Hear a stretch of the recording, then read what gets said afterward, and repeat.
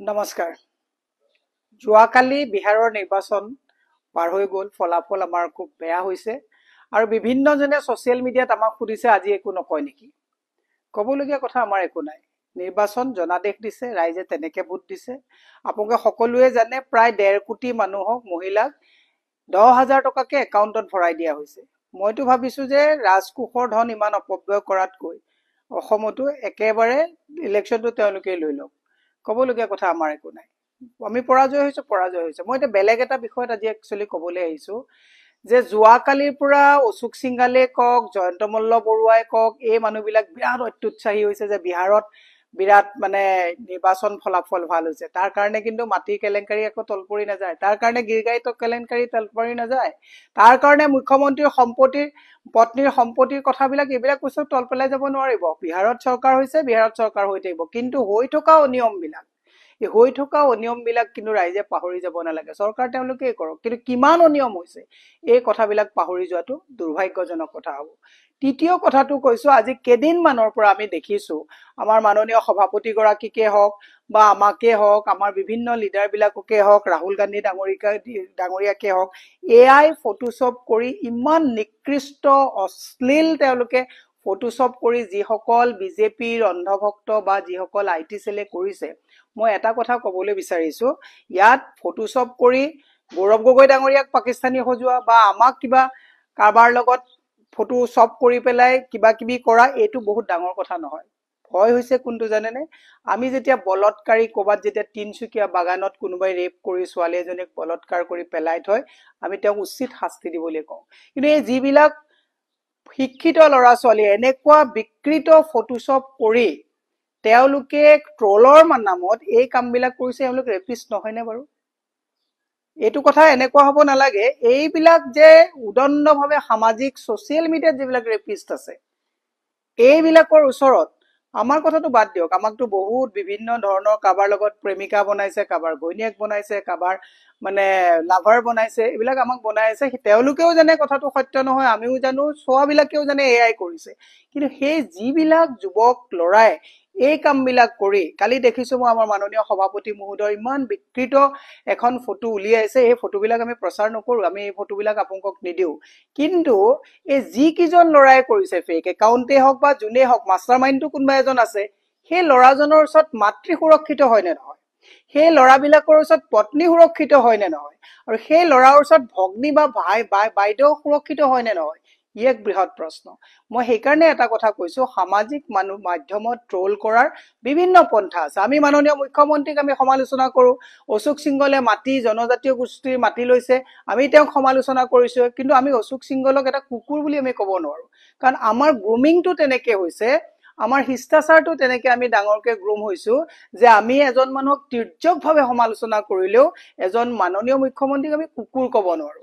যেনেকে আপোনালোকৰ বিজেপিৰ অন্ধভক্তৰ, তাৰ কালি মই বস্তুবিলাক চালো, যেতিয়া চাই মই দেখিলো কোনোবা জয়ন্ত মল্লৰ লগত ডিপিখন আছে, কাৰোবাৰ হিমন্ত বিশ্ব শৰ্মাৰ লগত ডিপি আছে, কাৰোবাৰ অশোক সিংঘলৰ লগত তেওঁলোকৰ প্ৰফাইল পিকচাৰখন আছে, কিন্তু মাননীয় বুলি কৈ পেলাই তেনে সমালোচনা কৰিব, তেতিয়াহ'লে কিমান মই তেওঁক সমালোচনা কৰাত সেইটোত গৌৰৱ গগৈ ডাঙৰীয়াক বা আমাক কুকুৰ বুলি ক'লে আমি কুকুৰ হৈ নাযাওঁ। কিন্তু মোৰ ভয় হৈছে কোনটো, এনেকুৱা এজাক ল'ৰা ছোৱালীক বিজেপি IT সেলে যিবিলাক ৰক্ষণাবেক্ষণ দি আছে, এইসকল এই যে তিনচুকীয়া বৰডুবি বাগানত নাবালিকাক ৰেপ কৰি পেলাই আজিও মুক্ত আকাশৰ তলত ধৰি থকা সেই ৰেপিষ্ট বিলাকৰ নিচিনাই মানসিকতা নহয়নে? ই ভয়ংকৰ কথা। মই এই কথাটো এইকাৰণে কৈছো যে ইলেকশ্যনত কোন জিকিব কোন হাৰিব সেইটো ৰাইজে জনাদেশ দিব, আপোনালোকে চৰকাৰ কৰক, কিন্তু আপোনালোকে এখন উশৃংখল, মই আমাৰ যুৱ কংগ্ৰেছৰ বা NSY বা মহিলা কংগ্ৰেছৰ বা কংগ্ৰেছৰ সকলো সদস্যক মই বিনম্ৰভাৱে অনুৰোধ কৰিছো, আমাৰ নকৰে এনেকুৱা কাম। মই তথাপিও কৈছো যে আপোনালোকে কাবাক ট্ৰল কৰিবৰ কাৰণে, সমালোচনা কৰিবৰ কাৰণে আমাৰ অসমীয়া অভিধানত ইমান তিৰ্যক শব্দ আছে, তাৰ দি আপোনালোকে কৰিব পাৰিব ন, অশ্লীল শব্দ ব্যৱহাৰ কৰি নিজৰ পৰিচয় নিদিব। আগতে আমি চিটি বাছত উঠোতে লিখা থাকে যে আপোনাৰ ব্যৱহাৰে আপোনাৰ পৰিচয়। আপোনাৰ ব্যৱহাৰে আপোনাৰ পৰিচয়। যিজন ল'ৰাই ফেক একাউণ্টে কৰিছে বা যিনে কৰিছে তাক হিমন্ত বিশ্ব শৰ্মাই লগাইছে বা অশোক সিংহলে লগাওক বা জয়ন্ত মল্লই লগাওক, কিন্তু অশোক সিংহল, জয়ন্ত মল্ল, হিমন্ত বিশ্ব শৰ্মা সকলোৱে জানে যে ই 1500 টকা দিলে এই বেয়া কামখিনি কৰিব। এই বেয়া কামত সময়বিলাক কিয় নষ্ট কৰিছে? চৰকাৰ আপোনালোকে কৰি আছে, তাত কি আপত্তি আছে? গৌৰৱ গগৈ ডাঙৰীয়াৰ যদি কোনো গুৰুত্বই নাই, ডেইলি 50 বাৰ মুখ্যমন্ত্ৰীয়ে গৌৰৱ গগৈ নাম লয়, ডেইলি 50 বাৰ বিজেপি লেটেৰাবিলাকে গৌৰৱ গগৈ নাম লয়, তাৰমানে Gaurav Gogoi himself is a factor. গতিকে গৌৰৱ গগৈক আজি তাৰিখত কোনেও ইগনোৰ কৰিব পৰা নাই। বহুত আপোনালোকে চাওক, এতিয়া প্ৰত্যেক মহিলাৰ যদি একাউণ্টত 10,000 সোমাই যায়, ভোট পোৱাটোতো স্বাভাৱিক। মহিলাই যেতিয়া 10,000 টকা পাব, মদৰ যেনেকৈ নিচা আছে, টকাৰো এটা নিচা আছে, তাৰ এটা এফেক্টটো আপোনালোকে পাবই। গতিকে ৰাজকোষত যে 1,80,000 কোটি টকা ধাৰ হৈছে, শ্ৰীলংকাৰ দৰে পৰিৱেশ হবলৈ যে গৈ আছে, 7,000 যে স্কুল বন্ধ হৈছে, এই কথাবিলাক যে ড্ৰাগছত আজি বহুত ডাঙৰ ডাঙৰ বিয়াগুম মানুহৰ ল'ৰা ছোৱালী ড্ৰাগছ খাই এডিক্টেড হৈ পেলাই ৰিহেপ হৈ থাকিবলগীয়া অৱস্থা হৈছে। আপোনালোকে কাৰোবাক এই বিকৃত ট্ৰলিঙত ব্যৱহাৰ কৰোঁতে কৰোঁতে কিয় খবৰ ৰখা নাই যে আপোনালোকৰ ল'ৰা ছোৱালী ড্ৰাগ এডিক্টেড হৈ ৰিহেপ হ'বলগীয়া হৈছে? কিয় কথাটো ৰখা নাই?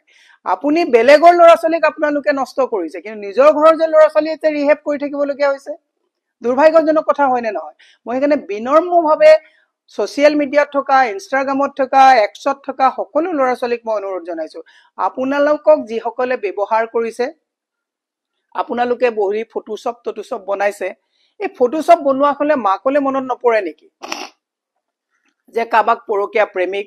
আমাকতো কাৰ কিমানৰ ঘৈণীয়েক বনাইছেতো তাৰ কোনো মানে লিষ্ট নাই। মই এফালৰ পৰা যদি গাই যাওঁ, এতিয়ালৈকে 50 জন মান মানুহৰ ঘৈণীয়েকেই বনালে, তাত আপত্তি নাই। বনোৱাটোও জানে নহয়, চোৱাখিনিও জানে নহয়, কিন্তু মোৰ ভয় হৈছে কোনটো, এই যিটো ল'ৰাই এই বিকৃত কথা কৈ থাকে, এই ল'ৰাটোক যদি কেতিয়াবা অকলশৰে ক'ৰবাত পায়, ই ৰেপ কৰিব নে নকৰিব?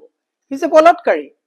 এনেকুৱা কাম নকৰিবৰ কাৰণে মই যুৱ সমাজক কৈছো যে আপোনালোকে যুৱ সমাজৰ, যুৱ শক্তি, যুৱ ভাৰতৰ যিটো যুৱ চিন্তা, এই চিন্তাটোক বিকৃত মানসিকতালৈ লৈ নাযাব। যিখিনি সময়ত মংগল গ্ৰহত গৈছে মানুহ, যিখিনি সময়ত চন্দ্ৰত পঠোৱা হৈছে, সেইখিনি সময়ত যদি আপোনালোকে ফটোশ্বপ বনায়, কাৰ পৰকীয়া প্ৰেম কোন আছে কি আছে, গৌৰৱ গগৈ, মোৰ কালি দুৰ্ভাগ্যজনক কথা, ভূপেন বৰা, গৌৰৱ গগৈ, ৰকিবুল হুছেইন, এইবিলাকৰ যিবিলাক ফটোশ্বপ বনাইছে, এইটো ৰাজনীতিৰ এটা চেপ্টাৰ হ'ব পাৰে নেকি?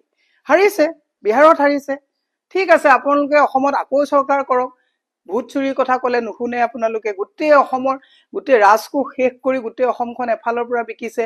আদানী আম্বানীক হাজাৰ হাজাৰ কোটি টকা ঋণ মাফ কৰি দিছে, আৰু সেইবিলাক ছাবচিডি দিছে, আৰু সেইবিলাকৰ 1000 কোটি দি দিলে এটা ইলেকশ্যন জিকি যায়। আপোনালোকে যদি 10,000 কোটি টকা কোনোবা এজন ব্যৱসায়িক ঋণ মাফ কৰি দিয়ে, তেওঁ যদি ইলেকশ্যনত 1000 কোটি টকা দি দিয়ে, ইলেকশ্যন ৰমৰমীয়া হৈ যায়। এই যিবিলাক মেথমেটিক্স, এই মেথমেটিক্স বিলাকৰ কথা ক'লে আজি তাৰিখত মই আৰু দীঘলীয়া নকৰে এটা কথা কওঁ শুনকচোন। আপোনালোকে কালিৰ পৰা অশোক সিংগালৰ যি অত্যুৎসাহী হৈছে, অশোক সিংগালৰ যে তৰুণগত যে অবৈধভাৱে যে এই ড্ৰেইন বন্ধ কৰি পেলাই যে বিল্ডিং বনাইছে, আমি মিছা কথা কৈছো নেকি? জুবিন ক্ষেত্ৰৰ কাষত যে 48 বিঘা 38 বিঘা মাটি যে জনজাতীয়ৰ যে নন কে কৰি পেলাই যে তেওঁলোকে যে এইটো শ্ৰেণী পৰিৱৰ্তন কৰি লৈছে, আমি মিছা কথা কৈছো নেকি?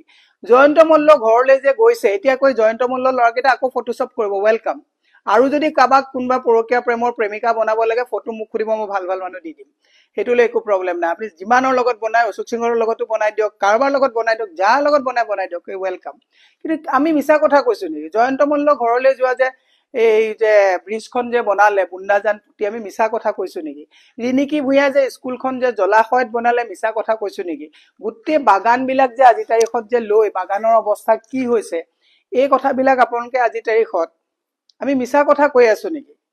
ইমান যে পৰ্বত সম্পত্তি যে তেওঁলোকে কৰিছে, টুল টেক্স যে আজি গোটেই ভাৰতবৰ্ষৰ ভিতৰত অসমত বেছি, আদানীয়ে যে এতিয়া অসমত বেছিকে যে বিদ্যুৎ বিকিব, স্মাৰ্ট মিটাৰৰ যে মাধমাৰ দিলে, বুলডোজাৰ লগাই ভয়ভীতি খোৱালে, 184টা যে এনকাউণ্টাৰ কৰিলে, কথাবিলাক মিছা নেকি? ইমানবোৰ মিছাৰ পিছতো ৰাইজে যদি আকৌ তেওঁলোকক চৰকাৰৰ দায়িত্বত বহায়, আমাৰ ক'বলগীয়া কথা একো নাই। ৰাইজেও ভুগিব, আমিও ভুগিম। আপোনালোকেও যেনেকে 100 টকাত পেট্ৰল কিনিছে আমিও কিনিম, আপোনালোকে যেনেকে 240 টকাত ধাৰা মিঠাতেল কিনিছে আমিও কিনিম। কিন্তু আপোনালোকে এই কথাটো পাহৰি নাযাব, ইলেকশ্যনৰ কাৰণে গোটেই সমগ্ৰ ভাৰতবৰ্ষখন কিন্তু তেওঁলোকে ইলেকশ্যন জিকিবৰ কাৰণে আদানী আম্বানীৰ ফাইনেন্সত তেওঁলোকে জিঅ'ৰ দৰে গোটেই দেশখন আদানী আম্বানীক চমজাই দিলে। এই কথাটো আপোনালোকৰ জ্ঞাতাৰ্থে থৈ আৰু দীঘলীয়া নকৰি এটাই কথা কৈছো, কিছুমান ৰেপিষ্টে ৰেপ কৰি তেওঁলোকে মৃত মানে মাৰ্ডাৰ কৰি পেলাই থৈ গৈছে আৰু এইবিলাকে ছচিয়েল মিডিয়াত যিবিলাক বলৎকাৰী আছে এই বলৎকাৰীৰ ওচৰত আমি সুৰক্ষিত হোৱা নোহোৱা কথাটো বাদ দিয়ক, তেওঁৰ মাতৃ ভগ্নী তেওঁলোকৰ কোনো আত্মীয় মহিলা তেওঁলোকৰ ওচৰত সুৰক্ষিত নহয়। যুৱ প্ৰজন্মক কৈছো, আপোনালোকক যিবিলাক কামত লগাইছে 1500 টকা বা কিবা দি নেতাবিলাকে, অশোক সিংহলে কোটি কোটি হাজাৰ কোটি টকাৰ সম্পত্তি কৰিছে আৰু আপোনালোকক এইবিলাক গৌৰৱ গগৈ মীৰা বৰঠাকুৰৰ ফটোশ্বপ কৰিবলৈ লগাই দিছে।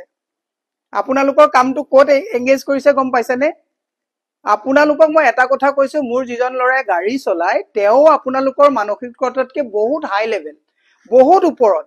এইকাৰণে ওপৰত বুলি কৈছো কাৰণ মোৰ লগত আজি 13 বছৰ গাড়ী চলাই সেই ল'ৰাজনে বুজি পায় যে সংস্কাৰটো কি, সমালোচনা কৰাৰ লেভেলটো কি।